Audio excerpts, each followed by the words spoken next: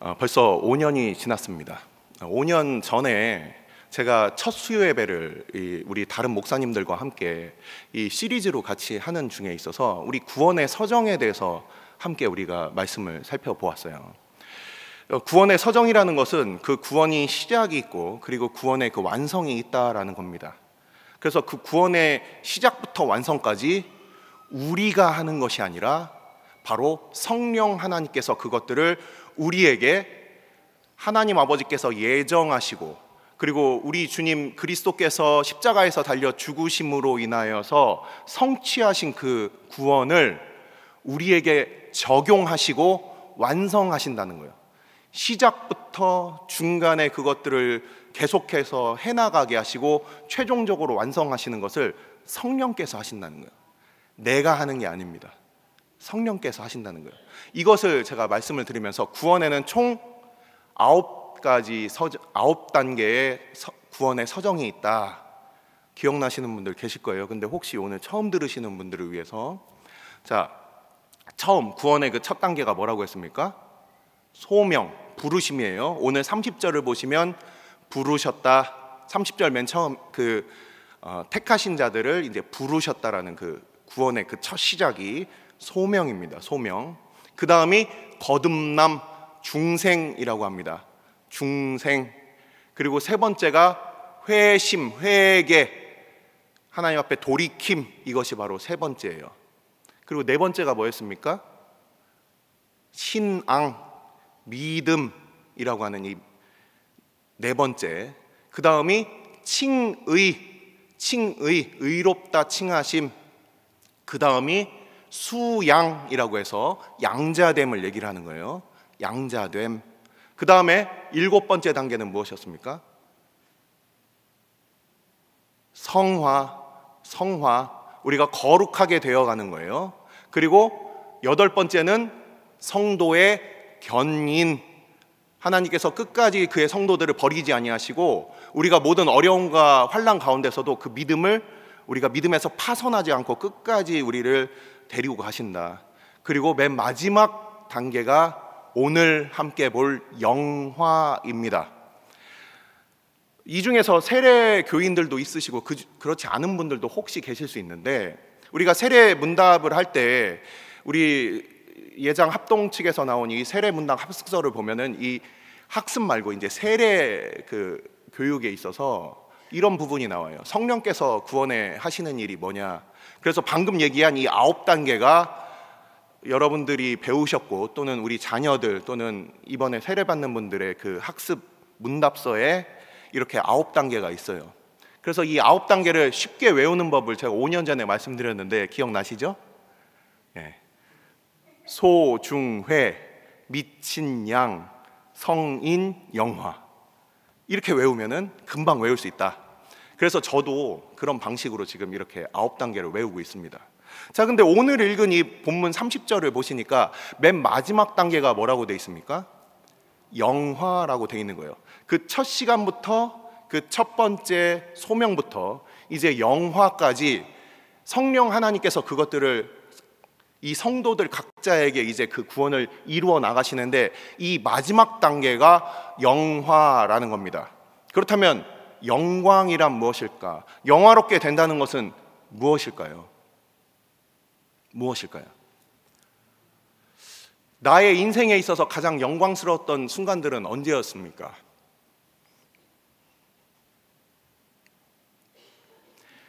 우리는 죄 가운데 태어나서 죄 중에 살며 우리가 그 빛을 보지 못하는 우리가 흑암 가운데 살아가는 우리들은 하나님의 영광을 알 수가 없어요. 알 방법이 없습니다. 그러니까 이 세상의 영광은 뭔가 비슷한 아류 그리고 잘못된 그런 가짜들, 짝퉁들을 그렇게 만들어내는 거예요. 그래서 이 영광이라는 게 도대체 뭘까?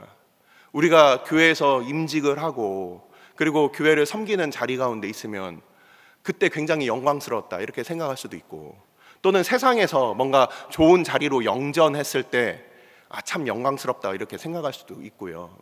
그리고 다른 사람들과 비교 우위에 있어서 우리가 뭔가 세상에서 그 세상의 기준에서 어떤 자기의 일에 있어서 성취를 했을 때 뭐 스포츠의 영역이라든지 뭐 과학 기술이라든지 아니면은 내가 뭐 학업이라든지 이런 부분에 있어서 또는 뭐 돈을 버는 영역에 있어서 뭔가 남들보다 뛰어난 성적을 가지면 그게 영광이 아닐까 이렇게 생각을 할 수가 있어요. 이 모든 것들은 다 이 세상에서 사라지는 것이고 이것은 그냥 남들과 비교했을 때 그렇게 우리가 알게 되는 그런 영광입니다. 그냥 우리 시대에만 그런 영광으로 우리가 오해하고 있을까요? 그렇진 않을 겁니다. 예수님 시대에도 많은 사람들은 그 영광에 대하여 우리의 죄의 본성 가운데서 하나님의 영광에 대해서 이해하지 못하고 그렇게 살아갔었습니다. 자, 요한복음 5장 말씀입니다. 요한복음 5장 말씀을 보니까 요한복음 5장에서 예수님께서 당시에 이 종교 지도자들을 향하여서 이렇게 말씀을 하시는 겁니다. 제가 한번 읽어드리겠습니다. 요한복음 5장 41절부터 44절까지 말씀입니다. 요한복음 5장 41절부터 44절까지 말씀. 나는 사람에게서 영광을 취하지 아니하노라. 다만 하나님을 사랑하는 것이 너희 속에 없음을 알았노라. 나는 내 아버지의 이름으로 왔음에 너희가 영접하지 아니하나 만일 다른 사람이 자기 이름으로 오면 영접하리라. 너희가 서로 영광을 취하고 유일하신 하나님께로부터 오는 영광은 구하지 아니하니 어찌 나를 믿을 수 있느냐. 세상에 오염된 죄로 인하여서 우리의 시각과 우리의 가치는 다 삐뚤어져 버렸습니다.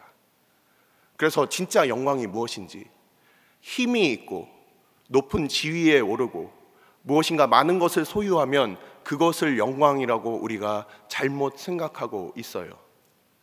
그러니까 그런 사람들 앞에서는 뭐 이단이 됐든 뭐 잘못된 어떤 비리 정치인이 됐든 그들의 세력이 크면은 그들 앞에서 뭔가 있는가 보다 세상 사람들이 그렇게 생각을 하고 그 앞에서 조아리고 굽신내고 그 위세 앞에 주눅들게 되는 것이 이 세상의 원리입니다.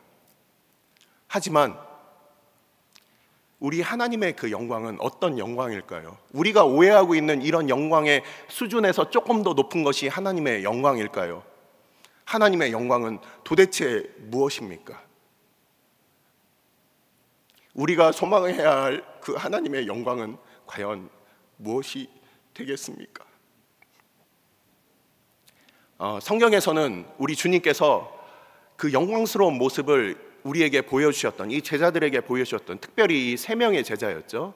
베드로와 그리고 야고보와 요한, 이 세 사람을 데리고서 이 베드로의 신앙의 고백이 있은 바로 직후에 우리 주님께서는 이 세 제자들을 데리고서 변화산으로 올라가셔서 그 영광스러운 모습을 보여주십니다.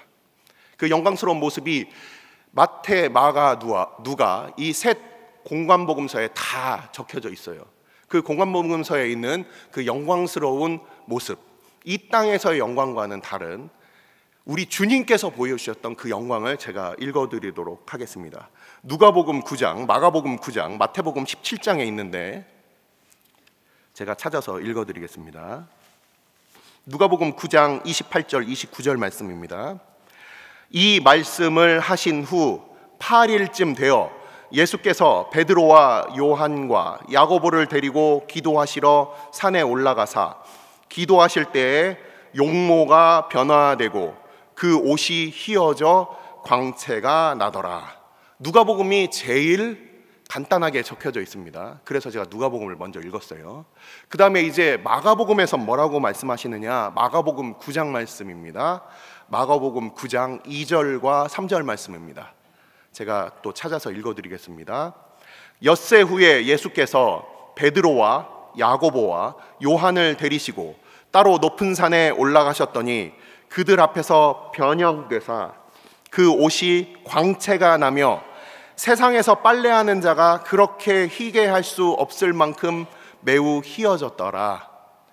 이 세상에서 볼 수 없는 그런 하얀, 뭐 우리 그 CF 광고 같은 거 보시면 이렇게 뭐 세제 같은 거 선전할 때 잘 빨려진 어떤 하얀 빨래가 이 햇빛에 반짝반짝하는 그런 하얀 모습들, 그것보다도 더 하얗게, 이거는 그냥 자체적인 그냥 반사하는 빛이 아니라 뭔가 발광하는 듯한 그런 하얀색을 얘기를 하고 있습니다. 마태복음 17장에서는 좀 더 자세하게 묘사가 되어 있습니다. 마태복음 17장 1절과 2절 말씀입니다. 마태복음 17장 1절과 2절 말씀.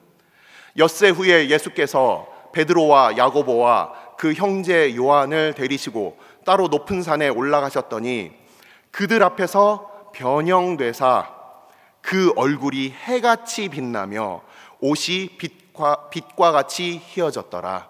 이 마태복음에만 나오는 이 묘사인데요, 예수님의 옷이 하얘진 것뿐만 아니라 그 얼굴에서 빛이 났다, 이렇게 표현을 하고 있어요. 자, 여기서 잠깐 쉬어가면서 예수님의 얼굴이 빛이 나는 장면이 이 마태복음 17장 말고 또 어디에 나와 있을까요? 이걸 맞추시는 분은 3분 동안 눈 감을 수 있는 기회를 드리겠습니다.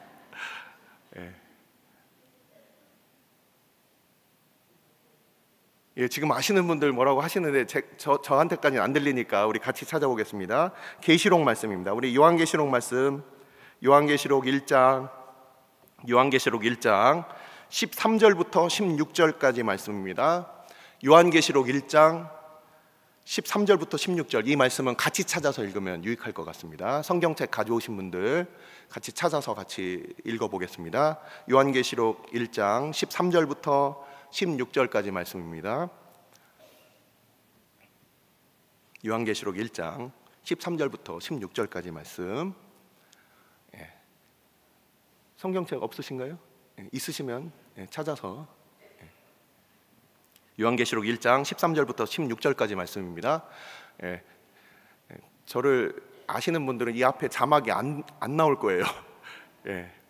안 나옵니다. 여러분들 졸지 마시라고 이제 직접 찾으시면서. 요한계시록 1장 13절부터 16절 다 준비됐으면은 같이 읽겠습니다. 시작. 촛대 사이에 인자 같은 이가 발에 끌리는 옷을 입고 가슴에 금띠를 띠고 그의 머리와 털의 희기가 흰 양털 같고 눈 같으며 그의 눈은 불꽃 같고 그의 발은 풀무불에 단련한 빛난 주석 같고 그의 음성은 많은 물소리와 같으며 그의 오른손에 7별이 있고 그의 입에서 좌우에 날선검이 나오고 그의 얼굴은 해가 힘있게 비치는 것 같더라. 아멘.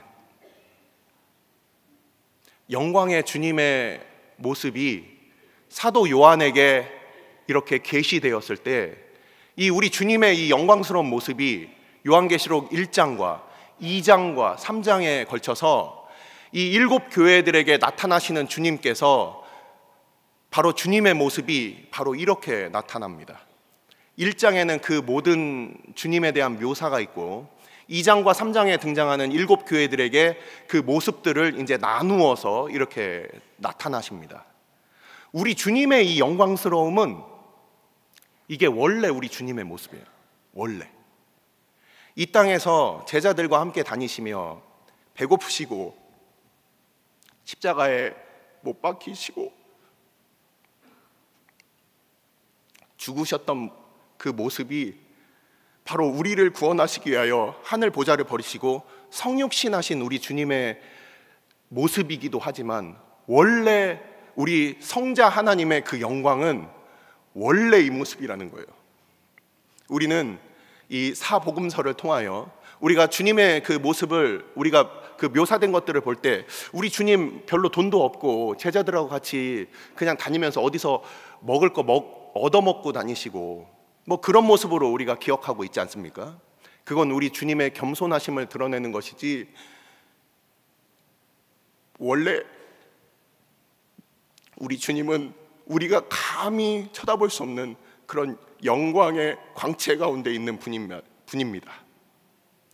우리는 그런 주님의 영광에 대해서 우리가 종종 잊고 살아갑니다. 우리 주님이 얼마나 영광스러운 분이신지, 우리 하나님께서 얼마나 영광스러운 분이신지 우리는 뭐 잊는다는 말도 어쩌면 맞지 않는 것 같아요. 본 적이 없는 거죠. 실제 구약에 나타나 있었던 하나님께서 자기의 모습을 이렇게 보이시는 그 계시의 장면들을 보면 꿈이나 환상에서 잠깐 보이시고 실제 육체의 눈으로 볼 수 있었던 것은 지극히 소수의 사람들만 잠깐 보았을 뿐입니다. 우리가 잘 알고 있듯이 모세가 하나님을 대면하여 보았고 엘리야도 그냥 하나님의 뒷모습을 이렇게 보는 거예요.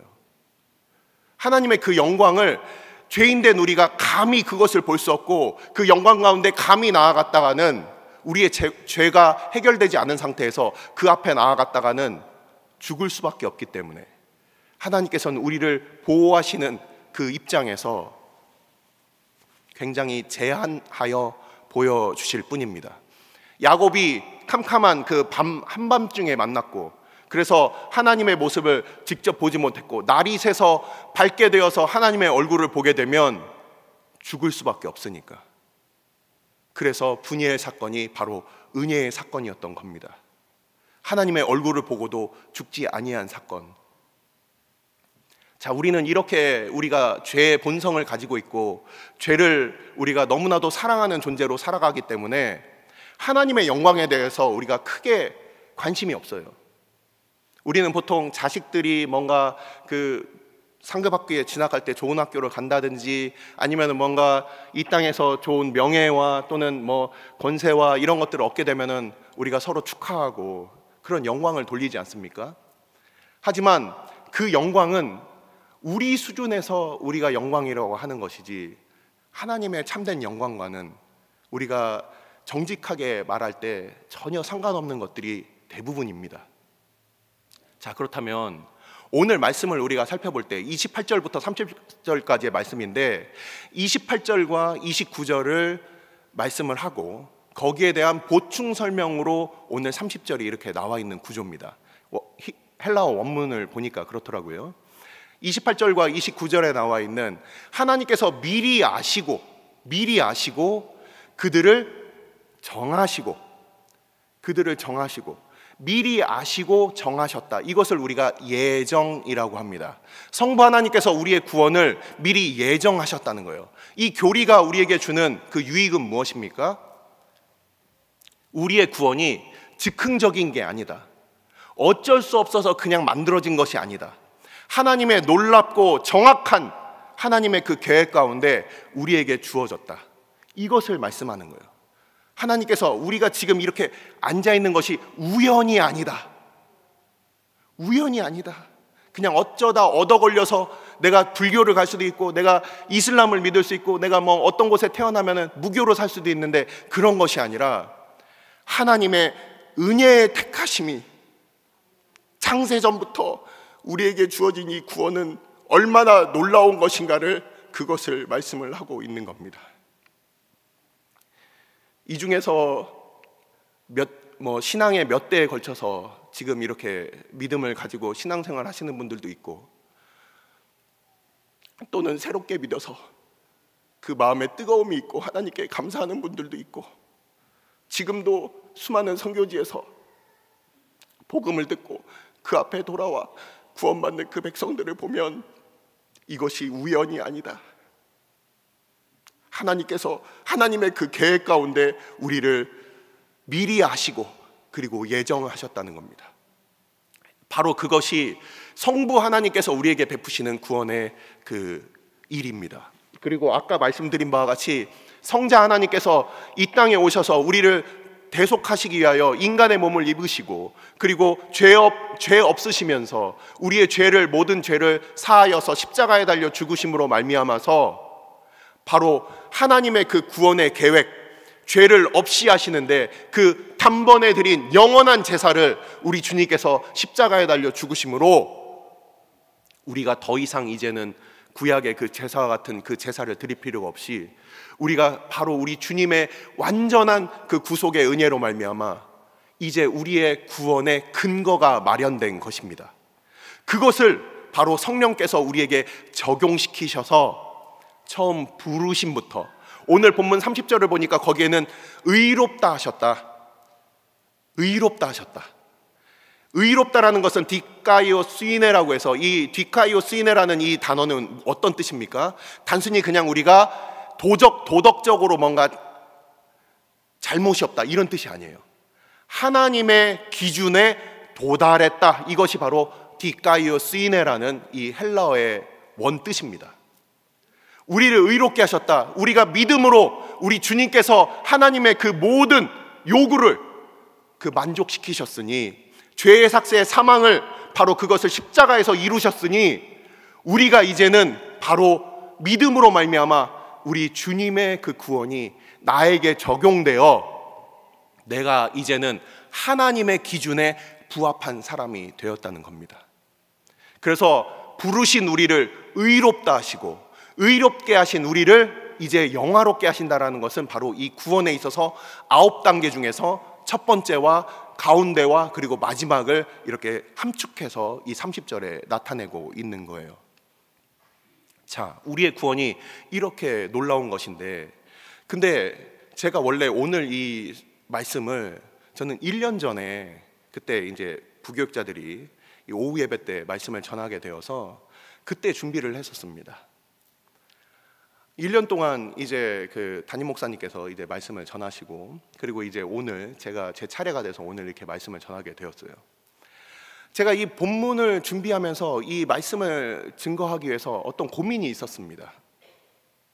자, 우리는 분명히 소명부터 해서 이 영화까지 성령께서 우리를 인도하시는데, 우리는 왜 이렇게 늘 넘어지고 늘 하나님의 영광을 우리가 모르는 건 아닌데, 우리가 그 하나님의 그 거룩하심을 우리가 모르는 것은 아닌데, 우리가 은혜가 충만할 때는 그것이 너무나도 즐겁고 기쁘고 우리가 그 가운데 살지만, 하지만 늘 넘어지고 하나님 앞에서 우리가 미혹받고 유혹받고 그 가운데서 우리의 연약함이 드러날 때 끊임없이 다시금 죄에 빠지는 저의 모습을 보면서 도대체 와, 정말 공고한 사람이구나, 나는 정말 공고하다, 이 사망의 몸에서 누가 나를 건져낼까?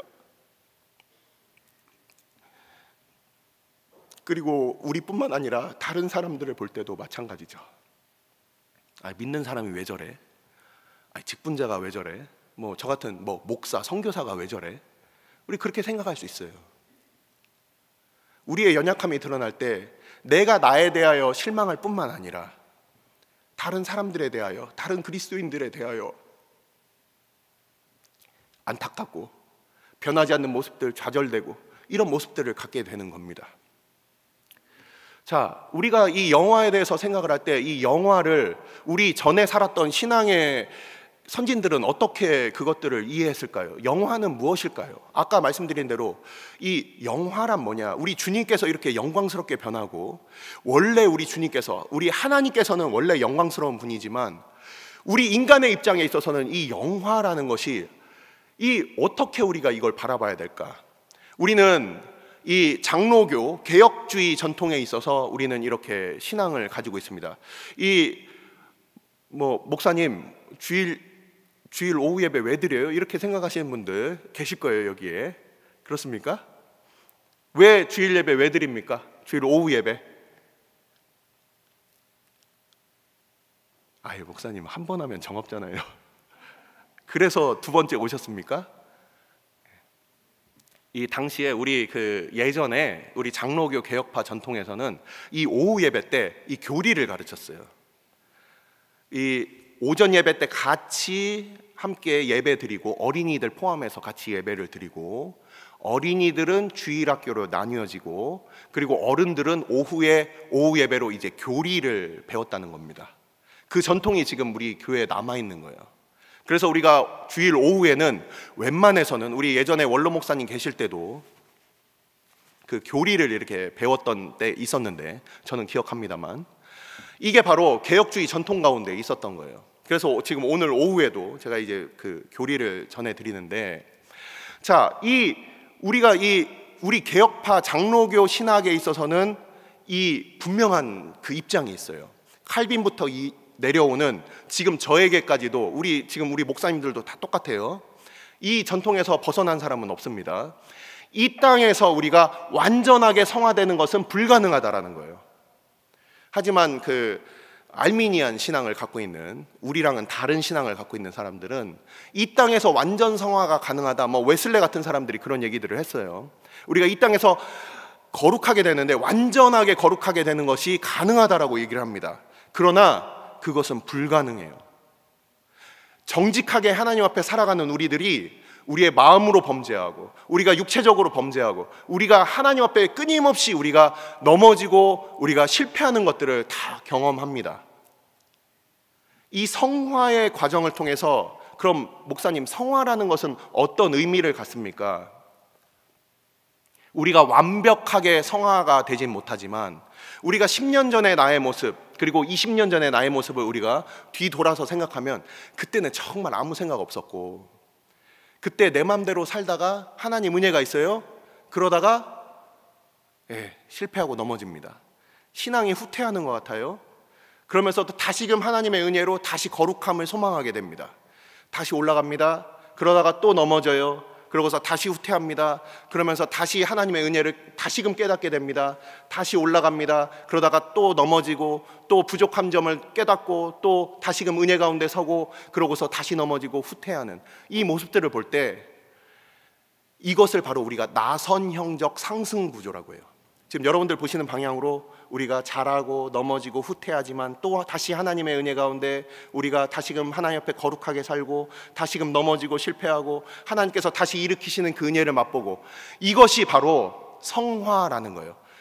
하나님의 거룩하심을 나의 힘이 아니라 주님께서 나의 모든 것들을 이끄시고 만들어 가시는 그 빚으시는 것들을 우리가 경험하게 되는 겁니다. 우리 안에 있는 죄의 불순물들이 끊임없이 우리의 환난과 어려움과 고통과 그 아픔과 슬픔과 절망 가운데서 우리라고 생각하는 우리의 죄의 본성들이 하나하나 떨어져 나가면서 하나님의 거룩하심을 점점 더 닮아가게 되는 거예요. 이것을 우리는 성화라고 합니다. 하지만 아까 말씀드렸듯이 우리 개혁파 장로교회 그 전통에서는 이 완전 성화를 얘기하지 않아요. 하지만 이 칼빈으로부터 조나단 에드워즈, 그리고 지금 우리가 믿고 있는 우리 이 목사님들도 다 같은 전통이 있는데, 그것이 무엇이냐? 이 영화는 성화의 완성이다. 성화의 완성이다. 우리가 주님 앞에 이제 더 이상 넘어짐도 없고, 더 이상 실망함도 없고, 내 자신에 대하여, 다른 사람에 대하여 이제 더 이상 우리가 슬퍼할 것이 없는 그 우리 주님과 같은 그 영광스러운 그 모습에 이르러서, 내가 내 자신을 볼 때 더 이상 공고함이 일어나지 않는 그 영광스러운 그때를 약속해 놓으셨다는 거예요. 그래서 이 영화는 어떻게 이루어지느냐, 이것을 또 말씀을 드리겠습니다. 이 영화는 우리가 조나단 에드워즈의 그 성령론에 의하면 우리가 죽을 때, 이건 칼빈의 입장도 마찬가지입니다. 죽을 때 즉시 우리의 영혼은 바로 하나님께로 간다. 그러면서 하나님 앞에 영화롭게 된다. 제가 말씀을 드리니까 진짜 그럴까 하시는 분들이 있어서 제가 다 준비를 해왔어요. 웨스트민스터 신앙고백서, 우리 소요리 문답 한번 보겠습니다. 소요리 문답을 여러분들은 없으시죠? 제가 찾아서 읽어드리겠습니다. 소요리 문답서 제 37문답이 있습니다. 37문답, 소요리 문답 중에 37문답에 이렇게 적혀져 있습니다. 한번 들어보십시오. 신자가 죽을 때 그리스도에게서 무슨 유익을 받는가? 신자가 죽을 때 그리스도에게서 무슨 유익을 받는가? 답: 신자가 죽을 때 그 영혼이 완전히 거룩하게 되어 즉시 영광 중에 들어가고, 그 몸은 여전히 그리스도께 연합하여 부활할 때까지 무덤에서 쉰다. 다시 한번 읽겠습니다. 신자가 죽을 때 그 영혼이 완전히 거룩하게 되어 즉시 영광 중에 들어가고, 그 몸은 여전히 그리스도께 연합하여 부활할 때까지 무덤에서 쉰다. 우리의 영혼은 우리가 죽는 그 즉시 더 이상 이 땅 가운데 우리가 더 이상 유혹도 받지 않고 실패도 없고 넘어지지 않는다는 거예요. 조나단 에드워즈는 이렇게 얘기했습니다. 우리의 영혼이 바로 즉시 하나님 나라에 가기 때문에, 하나님 나라는 모든 부패한 것과 죄악들이 들어올 수 없는 나라이기 때문에 우리의 영혼이 그 믿음으로 말미암아 하나님의 은혜로 우리가 하나님 나라에 가게 되면 이건 완전한 영광스러운 모습일 것이다. 그래서 더 이상 이제 그 하나님 나라에 우리가 주님과 함께 거하고 있는데 우리에게 있어서 그 유혹도, 이 세상의 부패도 따라올 수가 없는 거예요. 우리가 완전히 영광스러워져서 더 이상 이제 유혹도 실패도 없는 바로 그러한 존재로 우리의 영혼이 그렇게 즉시 변하게 된다라는 그 교리가 바로 이 웨스트민스터 신앙고백서와 그리고 소요리 문답 37번에 이렇게 나와 있는 겁니다. 자, 그렇다면 우리의 몸은 어떻게 변화되는가? 우리가 고린도전서 15장이 바로 부활장입니다. 고린도전서 15장에는 우리의 부활에 대하여 이렇게 나와 있어요. 오늘 읽은 말씀을 보시니까 뭐라고 되어 있습니까? 29절에 뭐라고 되어 있습니까? 바로 첫 아들, 우리에게 있어서 그 아들이 되었다라고 이렇게 말씀이 되어 있죠. 자, 29절 말씀을 한번 보겠습니다. 맏아들, 첫 아들이라고 한 맏아들입니다. 하나님이 미리 아신 자들을 또한 그 아들의 형상을 본받게 하기 위하여 미리 정하셨으니 이는 그로 많은 형제 중에서 맏아들이 되게 하려 하심이니라. 바로 우리 주님을 맏아들로 해서 우리가 앞으로 어떻게 영광스럽게 변화될 것인지에 대하여 보여주셨다는 거예요. 자, 고린도전서 15장도 유익하니까 한번 찾아보겠습니다. 자, 어깨도 돌리시고 운동도 하면서 고린도전서 15장 말씀을 한번 찾아보겠습니다. 고린도전서 15장 말씀이에요. 자, 20절 말씀은 제가 읽고요. 그리고 여러분들은 42절부터 44절까지 말씀을 읽어주시고 제가 49절을 읽겠습니다. 자, 제가 20절을 읽고 나면 여러분들이 고린도전서 15장 42절부터 44절까지 말씀을 읽어주시면 감사하겠습니다. 고린도전서 15장 20절 말씀을 제가 읽겠습니다. 그러나 이제 그리스도께서 죽은 자 가운데서 다시 살아나사 잠자는 자들의 첫 열매가 되셨도다. 42절 죽은 자의 부활도 그와 같으니 썩을 것으로 심고 썩지 아니할 것으로 다시 살아나며 욕된 것으로 심고 영광스러운 것으로 다시 살아나며 약한 것으로 심고 강한 것으로 다시 살아나며 육의 몸으로 심고 신령한 몸으로 다시 살아나나니 육의 몸이 있은즉 또 영의 몸도 있느니라. 우리가 흙에 속한 자의 49절입니다. 우리가 흙에 속한 자의 형상을 입은 것 같이 또한 하늘에 속한 이의 형상을 입으리라. 자, 51절부터 54절까지 말씀입니다. 다 같이 읽겠습니다. 51절부터 54절까지 말씀 시작. 보라, 내가 너희에게 비밀을 말하노니 우리가 다 잠잘 것이 아니오 마지막 나팔의 순식간에 홀연히 다 변화되리니 나팔 소리가 나매 죽은 자들이 썩지 아니할 것으로 다시 살아나고 우리도 변화되리라. 이 썩을 것이 반드시 썩지 아니할 것을 입겠고 이 죽을 것이 죽지 아니함을 입으리로다. 이 썩을 것이 썩지 아니함을 입고 이 죽을 것이 죽지 아니함을 입을 때에는 사망을 삼키고 이기리라고 기록된 말씀이 이루어지리라. 아멘. 자, 말씀을 마칩니다.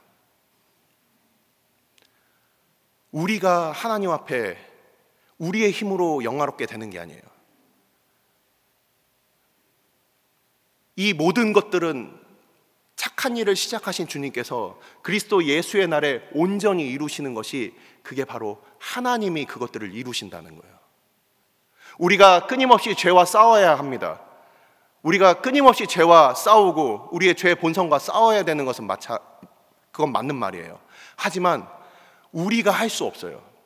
그래서 이 영화에 대해서 우리의 신앙의 선진들은 뭐라고 얘기를 했냐면 이 영화를 우리가 이 성화의 완성을 누릴 수가 없다. 왜냐하면은 우리의 죄의 본성과 우리의 부패의 흔적이 너무나도 강하여서 우리가 이 땅에서 그걸 온전히 누릴 수 없을 뿐만 아니라 우리가 이 죄의 본성 가운데서 마치 밑 빠진 독과 같이 하나님께서 부으실 때 잠깐이지만 끊임없이 우리의 육신이 연약하고 우리의 죄의 본성이 우리의 영혼 가운데 그것을 우리가 간과해서는 안 된다. 그것들로 말미암아 이 땅에서 누구도 그것을 누릴 수가 없다. 이렇게 고백을 하는 거예요. 이곳에 앉아 계신 분들은 다 그것을 아마 느끼셨을 겁니다. 내가 아무리 노력해도 안 되는 나의 이 부분들, 하지만 하나님께서 그 구원을 완성시키신다라는 겁니다. 자, 오늘 말씀을 보니까 오늘 말씀에 있어서 이 30절의 맨 마지막 부분에 있어서 영화롭게 하셨느니라 라고 되어 있어요. 영화롭게 하셨다라는 것은 과거형입니까? 현재형입니까? 미래형입니까? 예. 지금 우리는 그 제한적인 이 언어의 한계로 인해서 과거라고 생각을 하시는데, 이 헬라어 원어를 살펴보면 이게 아오리스트라고 해서 이게 부정과거형이라는 겁니다. 우리 한국말에서는 안 쓰여요. 근데 이 부정과거형은 언제 사용되느냐? 그것이 반드시 일어나는 것에 대해서 과거든 현재든 미래든 다 사용되는 거예요. 영화롭게 하셨다, 이 말은 지금 보증을 주시는 거예요. 지금은 그것이 안 보여도 최종적으로 그 영화롭게 하시겠다, 반드시 그것을 하나님께서 약속하시는 구절이 바로 영화롭게 하셨다라는, 우리 한국어로 최대한 표현된, 아버지 저 선물 사주세요, 저 그 최신형 스마트폰 사고 싶어요. 그래? 너 이미 받았어. 이 얘기는 내가 앞으로 사주겠다고, 그 확답하는 그런 의미로 우리가 최대한 이해해 보는 거예요. 영화롭게 하셨다, 바로 우리 주님과 같이 그렇게 영화롭게 하실 것이다. 이 땅에서 우리가 누리지 못하는 것을 우리의 영혼이 죽음과 동시에 우리 주님 앞에 가서 영화롭게 되며, 우리의 이 육신은 우리 주님 다시 오실 때 그 나팔소리와 함께 호련히 변화되어 썩지 아니할 것으로 우리가 변화되고, 우리가 이 땅 가운데 우리가 불편하게 살고 부족하게 살고 참으로 우리는 왜 이 모양 이 꼴일까 하는 우리의 자책이 더 이상 이제는 나오지 않도록, 그 탄식이 나오지 않도록 우리 주님께서는 우리를 온전하게, 주님 다시 오실 때 우리를 영원히 영광스러운 그 몸으로 우리의 몸과 영혼을 다시금 우리를 새롭게 하시는 바로 그 영광, 그 구원의 완성이 우리 주님 다시 오실 때 그것들을 이루시겠다는 거예요. 그 약속을 우리에게 주신 겁니다. 그래서 우리는 주눅들 필요 없어요. 사단은 끊임없이 우리를 공격합니다. 야, 너 오늘도 넘어졌지. 우리가 직분이 올라갈수록 마음의 부담은 더 커집니다. 아유, 내가 시무집사인데, 내가 장로인데, 내가 목사인데. 우리의 모습들이 막 이렇게 어려움들이 나타날수록 사단은 아마 우리의 마음 가운데 공격할 거예요. 야, 위선 떨어라. 너 어차피 안 돼. 너 교회 가서 그냥 위선 떨고 있지? 나랑 같이 지옥 가자. 그럴 때 우리는 우리의 공로라면 우리가 그 구원을 이룰 사람 아무도 없어요. 하지만 주님께서 그 예정하신 자들을 부르시고, 이미 정하신 그들을 부르신 그들을 의롭다 하시고, 의롭다 하신 그들을 영화롭게 하시는 것이 바로 우리 하나님께 달려있다라는 겁니다. 바로 그 믿음과 이 교리를 바탕으로 우리가 싸우는 거예요. 이 말씀을 우리가 우리의 말씀의 검으로 삼고, 우리가 우리를 넘어뜨리려고 하는 이 사단의 그 속삭임 가운데 우리가 싸우는 거예요. 우리는 아무 소망이 없어. 나도 그걸 알아. 하지만 하나님께서 나를 은혜로 택하셨어. 나를 소명 부르셨어. 나를 오늘도 의롭다고 부르셔. 그리고 나를 이제 영화롭게 하실 것이야. 우리 성도들은 바로 이런 소망 가운데 살아가는 자들입니다. 우리가 교리를 공부한다는 것은 딱딱한 것을 그냥 듣기 싫은 얘기를 듣는 게 아니에요. 이 하나님의 그 영광과 이 놀라운 구원의 이 원리들을 우리가 마음속에 새기는 거예요. 오늘도 이 말씀의 검을 들고 우리가 이 세상 가운데서 우리의 죄와 싸우고, 우리의 싸움이 혈과 육에 대한 싸움이 아니라 이 세상의 정사와 권세들을 가지고서 우리가 그들과 맞서서 이 한 주간도 승리하는, 또한 우리가 주님 앞에 설 그날까지 우리가 소망을 가지고 승리하는 주의 백성들 다 되시기를 주님의 이름으로 축원합니다. 기도하시겠습니다.